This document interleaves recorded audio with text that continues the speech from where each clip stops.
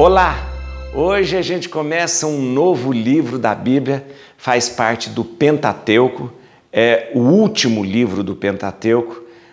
Pentateuco significa 5, né? Pentateuco significa os 5 primeiros livros da Bíblia. É um livro que faz parte da Torá, né? Assim os judeus chamam.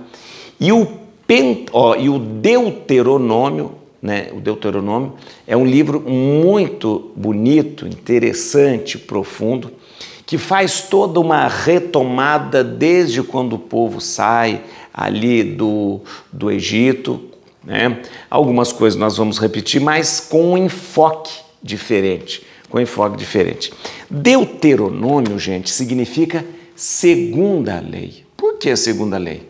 Porque houve uma lei dada ali no Sinai, que Moisés trouxe a lei para os israelitas ali no Sinai, para que eles pudessem fazer essa caminhada, e agora apresenta-se uma nova lei antes de entrar na terra prometida. Esse livro de Deuteronômio, então, é um livro, gente, que é a antessala da terra prometida. Estamos prontos para entrar na terra prometida. Algumas características que eu quero lembrar para você. Primeiro, o nome do livro. Nós chamamos esse livro de Deuteronômio. Nós quem? Nós que traduzimos a Bíblia do hebraico, porque este livro é chamado em hebraico de Devarim, né? Eu vou te explicar. Né? A Bíblia ela era toda escrita em hebraico e grego, e algumas partes em aramaico, né? Houve então 70 sábios gregos que pegaram e traduziram a Bíblia para o grego. Naquela época, a língua popular era o grego, para que todas as pessoas pudessem ler a Bíblia, ter noção da palavra de Deus, foi traduzido em grego. Esses sábios gregos, né, os 70 sábios gregos, eles deram origem a Bíblia que nós chamamos de Septuaginta. Septuaginta significa 70, os 70 que traduziram a Bíblia. Essa Bíblia depois foi traduzida por São Jerônimo para o latim, chamado Vulgata porque a língua vulgar, depois do grego, a língua que passou a ser mais conhecida era o latim, se traduziu para o latim. E hoje a Bíblia é traduzida em todas as línguas. É importante você saber o seguinte, os sábios gregos, eles traduziram os nomes dos livros diferente dos nomes judaicos, dos judaicos. Por exemplo, eles deram ao livro de Deuteronômio, o nome Deuteronômio, porque significa uma segunda lei. Deuteronômio, segunda lei, segunda palavra, segunda lei. Entendeu? Mas a tradição judaica chama sempre os livros pelas primeiras palavras, do livro. Então, Deuteronômio começa assim: eis as palavras de Moisés, tal. Então, em hebraico, esse livro é chamado de Devarim. Escreve aqui embaixo. Devarim. Devarim significa palavras. Devarim significa palavras. Como na tradição judaica, o nome do livro é a primeira palavra que está no livro, entendeu? O nome do livro é a primeira palavra que está no livro, né? O livro de Deuteronômio é chamado de Devarim, em hebraico. Vem cá, vamos retomar aqui os nomes dos 5 livros do Pentateuco. Vamos lá, expliquei para você que em hebraico o nome dos livros são as primeiras palavras do livro. Por exemplo, o livro de Gênesis, ele em hebraico é chamado de Breshit, que significa começo. Porque o livro de Gênesis começa no começo Deus, tá bom? O livro de Êxodo, né? Para nós, ele é chamado Êxodo, que significa saída. Mas em hebraico, o livro é chamado de Shemot, que significa nomes. Porque o livro do Êxodo começa falando, eis os nomes, tal. O livro de Levítico, olha que interessante, o livro de Levítico, para nós é chamado Levítico porque é um livro de legislação. Mas os judeus chamam o livro de Levítico de Vaikra. Por quê? Vaikra significa ele chamou, porque o livro do Levítico começa ele chamou tal, tá bom? O livro de Números, nós acabamos de estudar no de Números, ele é chamado de Bamidbar. Por que Bamidbar? Porque Bamidbar significa no deserto, porque o livro de Números começa assim, no deserto, tal. E agora o livro de Deuteronômio, ele é chamado em hebraico de Devarim, que significa palavras, porque começa, eis a palavra de Moisés, tá bom? Uma coisa importante a gente saber antes de começar a ler o livro de Deuteronômio é o seguinte, o Deuteronômio, gente, ele continua o grande relato da saída do Egito. Você vai falar, mas nós já vimos isso? Já vimos, mas agora é um enfoque diferente.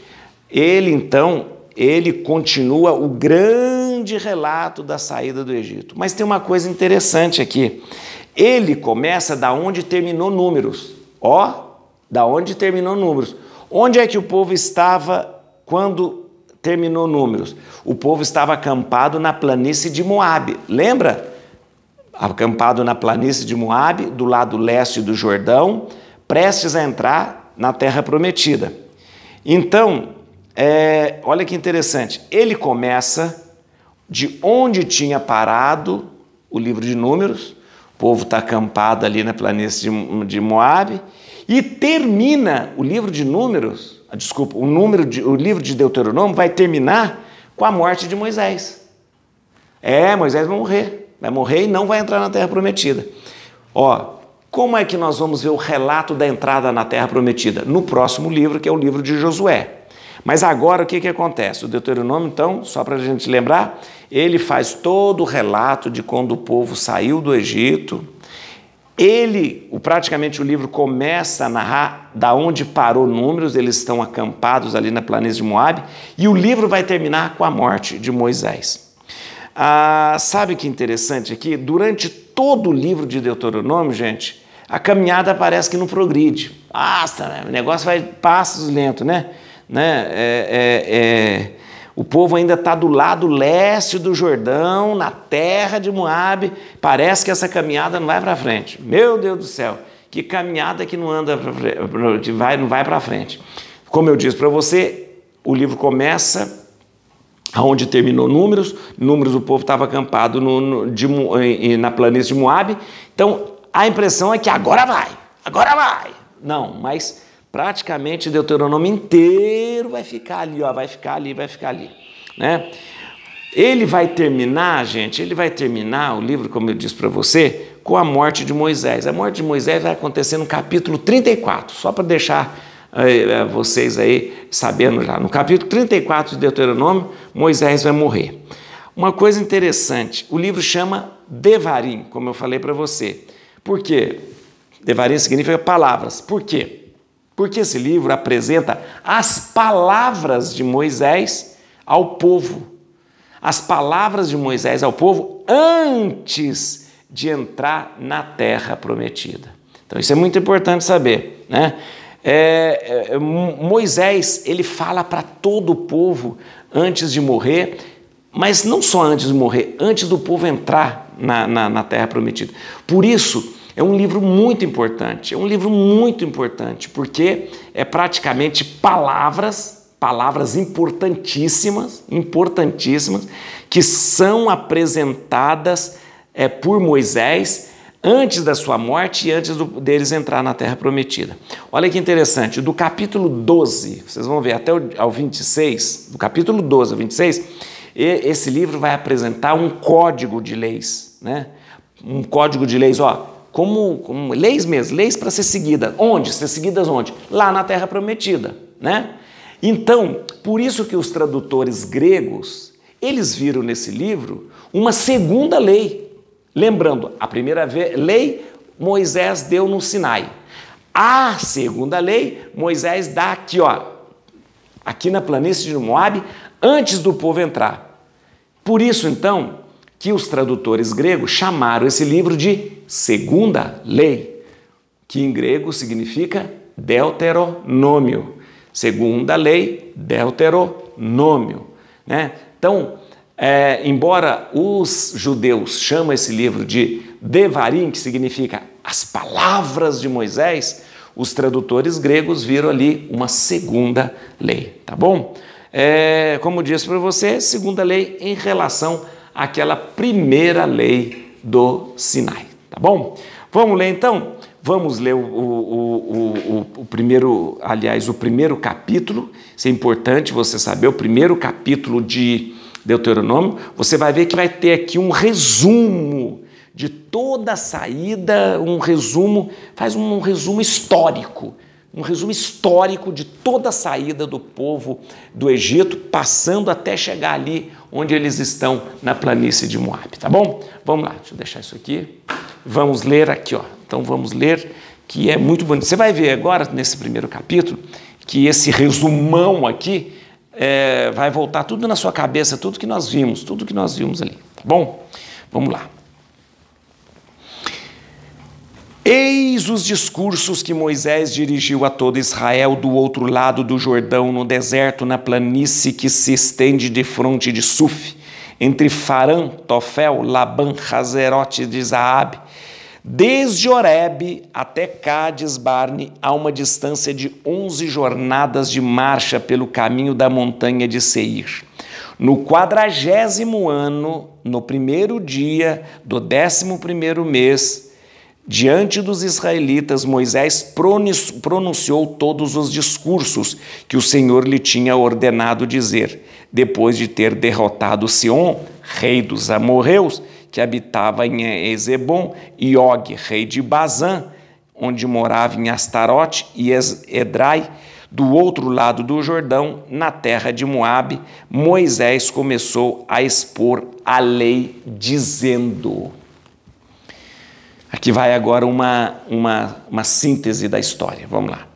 O Senhor nosso Deus falou-nos nesses termos em Horebe, no Monte Sinai.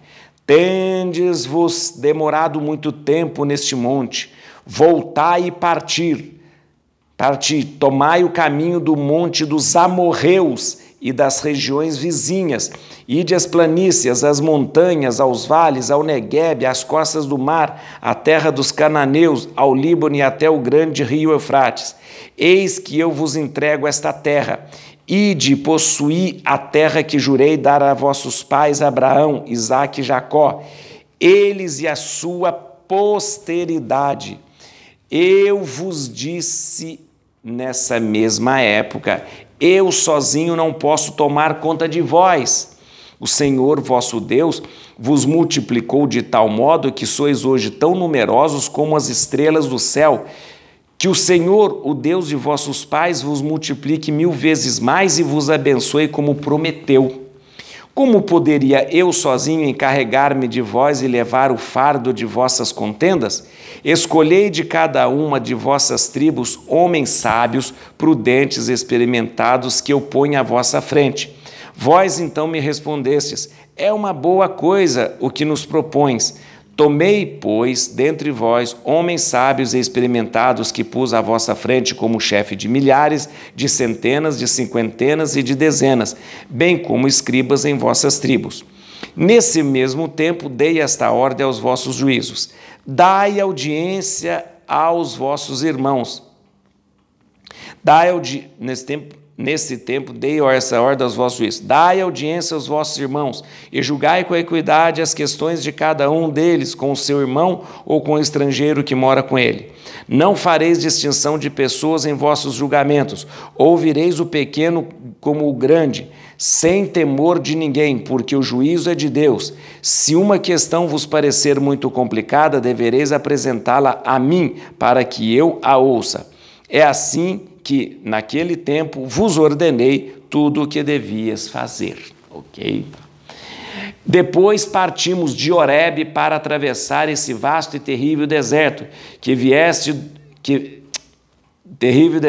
vistes, do monte dos amorreus, como nos havia ordenado o Senhor nosso Deus. E chegamos a Cádiz Barne. Eu vos disse então: eis-vos chegado ao monte dos amorreus, que o Senhor nosso Deus nos dá. Vê, o Senhor teu Deus te entrega a terra, subi e possuía, como prometeu o Deus de teus pais. Não tenhas medo, não te assustes. Vós vos aproximaste de mim e dissestes: enviemos homens diante de nós que explorem a terra e nos informem por que caminho devemos subir e para que cidade devemos ir. Vosso parecer agradou-me, e escolhi dentre vós 12 homens, um de cada tribo. E eles partiram, subiram as montanhas e chegaram ao vale de Escol, explorando a terra. Tomaram consigo frutos da terra e nolos trouxeram, dizendo: a terra que nos dá o Senhor nosso Deus é boa. Mas não quiseste subir a ela, e fostes rebeldes aos mandamentos do Senhor nosso Deus, e murmurastes em vossas tendas, dizendo: o Senhor tem-nos ódio, e por isso nos tirou da terra do Egito, para entregar-nos ao extermínio pelas mãos dos amorreus.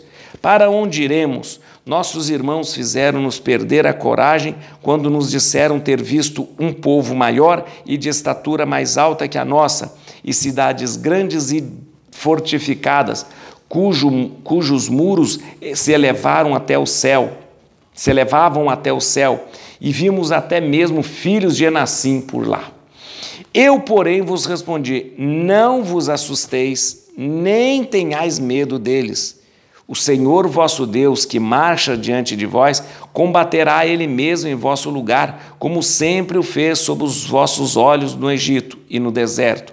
No deserto tu mesmo viste como o Senhor teu Deus te levou por todo o caminho por onde andaste, como um homem costumava levar seu filho até que chegasses a esse lugar. E apesar disso não tivesses confiança no Senhor vosso Deus, o qual, procurando-vos um lugar onde acampar, marchava diante de vós no caminho, de noite no fogo para vos mostrar o caminho, e de dia na nuvem. O Senhor, tendo ouvido o som das vossas palavras, encolerizou-se e fez esse juramento: nenhum dos homens dessa geração perversa verá a boa terra que eu, com juramento, prometi dar a vossos pais, exceto Calebe, filho de Jefoné. Este haverá, e eu darei a ele e a seus filhos o solo que ele pisou, porque cumpriu a vontade do Senhor. Até contra mim se irritou o Senhor por causa de vós. Tu tampouco, disse-me ele, entrarás nessa terra. E Josué, filho de Num, que ali entrará. Anima-o, pois é ele que introduzirá Israel na possessão da terra. Vossos filhinhos, dos quais dissestes que seriam a presa do deserto, e vossos filhos, que hoje ainda não sabem distinguir o bem do mal, estes entrarão. A eles darei a terra e a possuirão. Quanto a vós, voltai para trás e partir para o deserto, na direção do Mar Vermelho. Vós respondeste-me: pecamos contra o Senhor, vamos combater como o Senhor nosso Deus nos ordenou. E quando cada um de vós, tomando as suas armas, vos dispusestes inconsideradamente a marchar sobre o monte, o Senhor disse-me: dize-lhes, não subais, não entreis em combate algum, porque não estou no meio de vós. Se o fizerdes, sereis vencidos por vossos inimigos. Em vão vos referi todas essas palavras, não me ouvistes e tivestes a presunção de subir ao monte, a despeito das ordens do Senhor. Então os amorreus que habitavam nessa montanha saíram contra vós, perseguiram-vos como abelhas e retalharam-vos desde Seir até Hormá. voltando, chorastes diante do Senhor, mas o Senhor não ouviu os vossos clamores, nem vos inclinou os seus ouvidos. Por isso é que ficaste tanto tempo em Cádiz, como o sabeis. Viu que interessante todo o resumo que o livro começa? O primeiro capítulo é um resumo muito interessante de toda a história. É um resumo da saída, presta atenção, é um resumo da saída do Egito. Lá o povo sai do Egito, para na montanha de Horebe, né? Lá na montanha, Horebe é o Monte Sinai. O povo sai do Egito. É interessante que o livro começa fazendo de uma maneira muito rápida, tudo que o povo passou desde a saída do Egito até chegar na planície de Moabe. E o primeiro capítulo ainda tenta explicar por que o povo ficou 40 anos vagando no deserto. Porque o povo renegou a terra que aqueles 12 exploradores foram ver, foram espionar ou foram explorar. O povo renegou, dizendo, nem vê que nós vamos para essa terra. E aí, o que Deus fez? Falou, então vocês não vão entrar nessa terra, vocês vão ficar 40 anos no deserto. Tanto é que daqui de Cádiz vocês vão descer lá para o Mar Vermelho. Mas tudo bem, olha aí o que acontece. Então é um resumo bem rápido de quando o povo sai do Egito, e para ali em Cádiz. Onde está Cádiz? Eu vou te mostrar daqui a pouco toda essa história da Batalha de Ormá, que foi uma batalha frustradíssima. A gente vai retomar isso. Vamos lá. Aí o que acontece? O livro apresenta também aqui como é a constituição do povo, como é que organiza. Moisés fala, eu não sozinho não posso tomar conta de tanta gente, não. Olha aí, vocês multiplicaram, feito areia no mar, graças a Deus, e que multiplique cada vez mais, mas eu não posso sozinho. Então vamos fazer o seguinte, vamos dividir o povo em milhares, em centenas, em cinquentenas e dezenas. Isso é uma maneira de organizar um exército até. Então tem os chefes de 1000, tem os chefes de 100, chefe de 50 e o chefe de 10. Então isso é facinho de organizar. Tem o chefe de 1000, então você é responsável. Tem um chefe desses 1000, tem um chefe de 100. Então um se reporta ao outro hierarquicamente. E aqui nós vemos a instituição dos juízes. E isso, os juízes, é uma instituição muito importante para os judeus. Tanto é que nós vamos ter um livro de juízes. Né? Lembra que o povo não é regido por um rei. Não tem um rei regendo o povo, né? Mas os juízes vão organizar esse povo. E aqui nós vemos a instituição dos juízes. Logo aqui a gente vê no versículo... no versículo 16. No versículo 16 já institui os juízes. Qualquer pendenga que tiver, qualquer coisa que tiver, os juízes vão resolver tudo, né? Quando eles não puderem resolver de maneira alguma que eles não tiver, aí vocês venham a mim. Então, o Moisés ficava mais ou menos como o Supremo Tribunal lá, né? Os juízes resolviam as pendengas pequenas, animal que morreu, gente que brigou, mulher que brigou com a outra, o homem que brigou com ela. Agora, quando não tinha uma solução, aí vocês veem a Moisés. É claro, né? Porque senão imagina o coitado Moisés, né? Então aqui você vê a instituição ali dos juízos também. Outra coisa acontece aqui nesse primeiro capítulo, o episódio, a lembrança do episódio do reconhecimento da terra. Lembra? Esse reconhecimento da terra foi muito interessante, Por quê? O reconhecimento da terra, Moisés falou, ok, eu achei interessante isso que vocês falaram, vamos mandar gente reconhecer essa terra. Pega 12, um de cada tribo e manda reconhecer. Eles chegam lá, ficam maravilhados, quanta terra bonita, meu Deus. E Moisés falou, traga os frutos lá da terra. E eles trouxeram cacho de uva, romã, aquela coisa toda. Aí, quando eles chegaram lá, os 12 lá chegaram, 10 deles afinaram. Não, o povo é muito forte, o povo é muito alto, o povo é muito coisa, não vamos não. E começou a reclamar, dizendo, Deus está odiando a gente, Deus nos trouxe aqui para a gente morrer na mão dos amorreus, nós estamos perdidos, vamos voltar para o Egito. Ou seja, já falei para você, essa historinha de falar, não vamos para lá não, é porque eles estavam com vontade de voltar para o Egito, para a velha vida, para os velhos vícios lá do Egito. Aqui, vem com uma história para mim. E aí, ou seja, eles se revoltaram contra aquilo que Deus estava apresentando para ele. E aí Moisés falou, olha aqui que Deus mandou falar para você, tá? Mandou falar que nenhum de vocês vai entrar, exceto Josué e Caleb, porque esses dois é gente de fibra, porque só foram os únicos dois que disseram, vamos. O resto, tudo afinou para ele.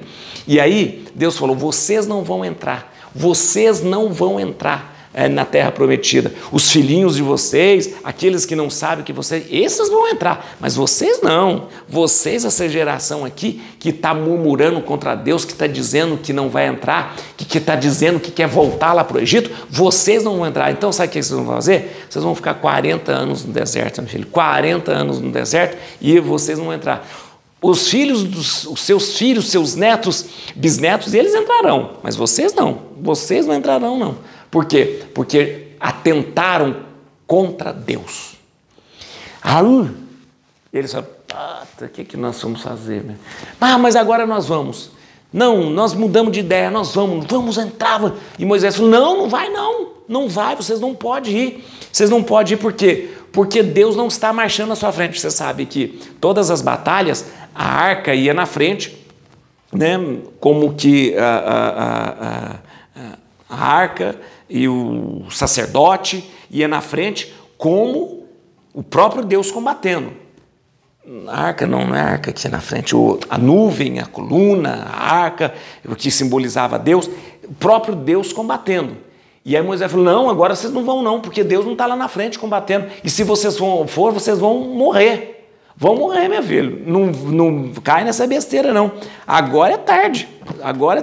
E ele, deixa eu falar uma coisa para você, aí o povo, olha aqui o povo, sem ordem de Moisés, sem a ordem de Deus, sem que o próprio Deus estivesse combatendo junto com eles, como eu disse para vocês, né? Quando existia uma campanha, o sacerdote ia na frente, como que o próprio Deus que combatia. Sem isso, olha lá, o povo se mete a combater os amorreus. E aí o que acontece? Aquela famosa batalha de Ormá.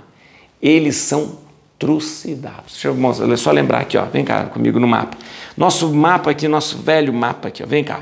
Atenção aqui, o nosso mapa aqui. Aqui é Cádiz, Cádiz Barnea, Cádiz Barnea, Cádiz Barnea. Tá vendo? O povo tá aqui, ó, acampado. Tá aqui acampado. Eles estão aqui, tá vendo? Aí acontece aquele episódio do reconhecimento. Daqui manda 12 pessoas e por aqui em Canaã, para ver a terra. O povo calmamente entra como espião, né?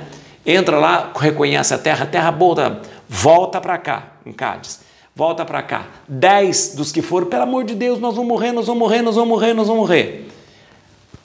Bota minhoca na cabeça do povo, monte de fake news na cabeça do povo, bota minhoca e o povo se revolta. Fala, nós não vamos, nós queremos voltar para o Egito, nós não vamos de maneira nenhuma. Não. E aí, o que eles fazem? Deus apresenta uma proposta, eles renegam a proposta de Deus. Aí Moisés fala, gente, vocês vão ficar há 40 anos no deserto e não vão entrar na terra prometida, porque vocês renegaram a proposta de Deus. Aí eles falam, não, então nós vamos. Aí eles mesmo, entre eles, armam um exército para subir por aqui. Olha que coisa, para subir por aqui e invadir a terra prometida. Moisés fala, não vá porque Deus não está com vocês, Deus não está junto com vocês, não vá.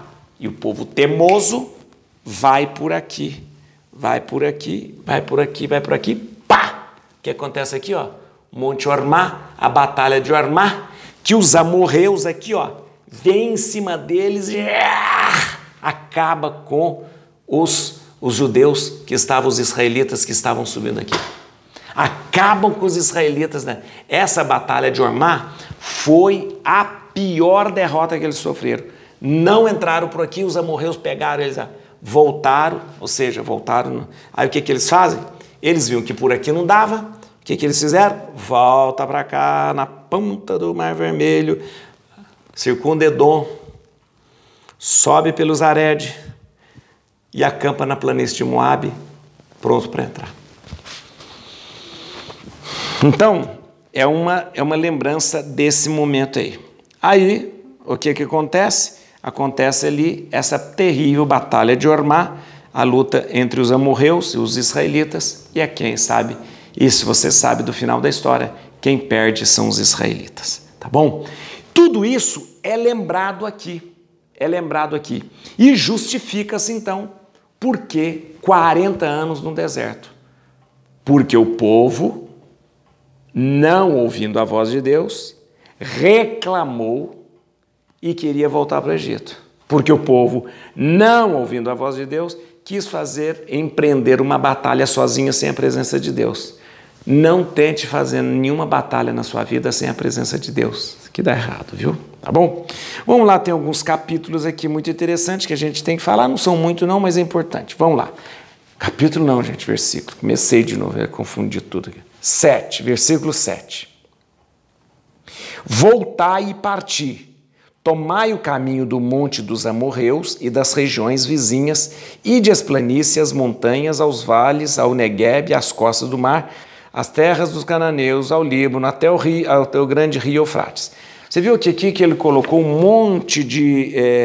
foi enumerando as diversas regiões que compreende a terra prometida. O grande mar, que é o mar Mediterrâneo, no Líbano, que é a fronteira norte, a parte de baixo, que é a terra dos amorreus, a parte do leste, que é o Neguebe. Então, na verdade, o versículo 7, ele faz ele dá aí os limites da terra prometida, aquilo que Deus havia prometido aos israelitas, tá bom? No versículo 10, olha que interessante.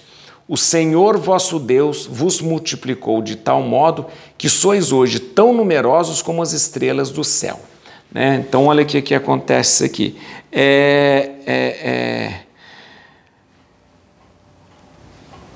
Aqui, Deus está falando ao povo daquela época e fala para aqueles que lê o livro. É importante você lembrar o seguinte: o livro de Deuteronômio é Deus falando para o povo daquela época. Entendeu? Mas ao mesmo tempo está falando para nós aqui, que estamos lendo o livro. Olha que interessante.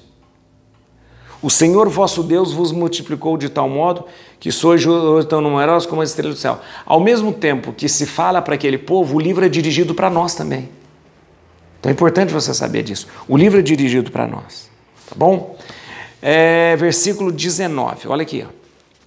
Depois partimos de Horebe para atravessar esse vasto e terrível deserto que vistes do monte dos amorreus, como nos havia ordenado o Senhor nosso Deus, e chegamos a Cades Barneia. Amorreus aqui, na verdade, quando se fala de amorreus, aqui fala o conjunto de povos que habitavam ali toda a terra prometida e todas aquelas montanhas. Isso significa quase que o país inteiro ali, né? Olha aqui, depois partimos de Horebe para atravessar o vasto e terrível deserto que viste do monte dos amorreus, como havia ordenado o Senhor nosso Deus, e chegamos a Cades Barneia. Quando fala do monte dos amorreus, aqui está dizendo, não é só aquele monte que dá os amorreus, mas está dizendo de toda aquela vastidão da terra prometida, né? Ou seja, significa a terra toda que Deus prometeu para o povo. Não prometeu somente um monte dos amorreus, mas prometeu toda a terra prometida, como eu já tinha dito no versículo 7, que falava os limites da terra prometida, tá bom? 29, vem cá no versículo 29, que bonito aqui. Eu, porém, vos respondi, não vos assusteis, nem tenhais medo deles, nem tenhais medo. Isso é importante, não tremais e nem temais. Esta vai ser a mensagem que você vai escutar toda hora em Deuteronômio. Não tenha medo, não tenha medo, não se assuste, eu estou com você, eu estou com você. Você vai perceber em Deuteronômio um Deus muito cheio de ternura. muito cheio de ternura, que acolhe, que perdoa, que ama, que protege. Você vai perceber isso. Muitas vezes você vai voltar a dizer, e escutar Deus dizendo, não tenha medo, não tenha medo. No versículo 46, só para a gente terminar aqui, 46, não termina, 46 no finalzinho, é o último versículo, né? Por isso é que ficastes tanto tempo em Cádiz como sabeis. Cádiz ali em cima, né? Por isso ficaste tanto tempo em Cádiz como sabeis. Eles ficaram em Cádiz muito tempo, mas eles ficaram no deserto 40 anos. Olha que interessante, a Bíblia faz questão de dizer que 40 dias eles levaram para explorar a terra quando eles entraram ali em Canaã. Exploraram a terra, levaram 40 dias, voltaram e renegaram aquilo que Deus havia dado, exceto Calebe e Josué. Ora, 40 dias eles levaram para explorar a terra, voltaram e ficaram e renegaram a terra, queriam voltar para o Egito. O que Deus faz? Deus pega esses 40 dias que eles levaram para explorar a terra e transforma em 40 anos no deserto. Por isso eles ficam tanto tempo em Cádiz, desce até o Mar Vermelho, circunda o Edom até chegar. Foram 40 anos. Não que eles não soubessem o caminho, mas foram precisos 40 anos para que esse povo entendesse e compreendesse a vontade de Deus. Povo de cabeça dura precisa de 40 anos para entender o que Deus quer. E nós, às vezes, precisamos de tempo também para entender o que o Senhor quer. Você já percebeu que, às vezes, quando a gente pede a Deus uma coisa e Deus leva muito tempo para mostrar para a gente? Você sabe por que isso? Deus usa a mesma técnica que ele usou com os israelitas no deserto. Aquele povo não entendeu o propósito de Deus, não entendeu a proposta de Deus, se revoltou contra Deus, não quis ouvir a proposta de Deus e queria voltar para o Egito, para a terra antiga, para os costumes antigos. Ora.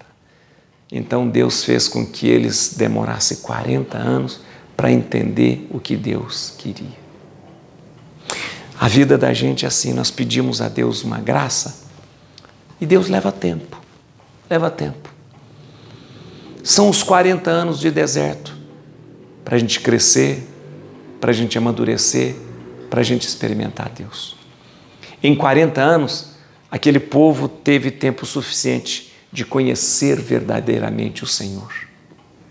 Aquele povo teve tempo no deserto de entrar dentro do seu próprio coração e conhecer Deus. O tempo que Deus leva para nos atender nos nossos pedidos é o tempo que Deus dá para que a gente entre no deserto da nossa vida, medite, amadureça, compreenda e veja que o Senhor quer o melhor para nós. Terminando esse primeiro capítulo, eu peço a você que anote no seu coração o versículo 29 deste capítulo. Não tenha medo, não tenha medo, não temais e não tremais. Não vos assusteis e não tenha medo. Por mais difícil que seja esse tempo que você esteja passando, por mais terríveis que sejam as notícias que você esteja ouvindo, por mais difícil que seja esta época de provação, o Senhor repete ao seu ouvido e ao seu coração: não tenha medo, não se assuste. Ele poderia continuar e dizer: porque eu estou com você. Et crucem Domini, fugit partes adversae, vite teleu detribuiuda, radix Davide. Aleluia.